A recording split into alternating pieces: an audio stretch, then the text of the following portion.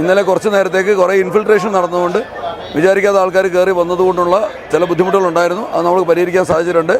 അതിൻ്റെ ഭാഗമായിട്ട് രോഗികളായിട്ടുള്ള ചിലർക്ക് ദർശനം കിട്ടാതെ മടങ്ങിയെന്ന് പറഞ്ഞപ്പോൾ അവരെ നമ്മൾ അങ്ങോട്ട് ബന്ധപ്പെട്ടിരുന്നു. അപ്പോൾ അവർ വീണ്ടും വരാനുള്ള സന്നദ്ധത പ്രകടിപ്പിച്ചു. അവർ എറണാകുളത്ത് കൊണ്ടുവന്ന് തൊഴിക്കാനുള്ള അവസരം ഉണ്ടാക്കിയിരിക്കുകയാണ്. അങ്ങനെ ഏതെങ്കിലും ജനുവിനായിട്ടുള്ള ഭക്തർക്ക് അവരുടെ വെർച്വൽ ക്യൂ എല്ലാം കിട്ടിയതിന് ശേഷം എന്തെങ്കിലും കാരണവശാൽ അവർക്ക് തൊഴാൻ പറ്റാതെ പോയാൽ അവർക്ക് വീണ്ടും അവസരം കൊടുക്കുന്നതാണ്. ഒരു ബുദ്ധിമുട്ടുമില്ല. അവരുടെ വെർച്വൽ ക്യൂ പാസ് അവർ വന്നിട്ട് ദർശനം കിട്ടിയില്ല എന്നുള്ളതിൻ്റെ രേഖ അവരുടെ കയ്യിലുണ്ടാവും. അവർ നമ്മളെ ബോധിപ്പിച്ചാൽ മാത്രം മതി. വീണ്ടും അവർക്ക് ദർശനം കൊടുക്കുന്നതായിരിക്കും. അതിപ്പോൾ ഓൾറെഡി നടന്നു കഴിഞ്ഞു. നമുക്കിനി അതിൻ്റെ തയ്യാറാണ്. ഇങ്ങനെ ആരെങ്കിലും മടങ്ങിയിട്ടുണ്ടെങ്കിൽ അത് ബോധ്യപ്പെടുത്തിയാൽ തീർച്ചയായിട്ടും അവർക്ക് ദർശനം കിട്ടുന്നതാണ്. 3500 പേര്, മൊത്തം 3500 പേര് ഇപ്പോഴത്തെ ഈ ഫേസിലുണ്ട്. ഈ സീസണിലെല്ലാം കൂടെ ആയിട്ട് ഒരു 18,000 കൂടുതൽ ആൾക്കാർ നമ്മൾ വിന്യസിക്കും.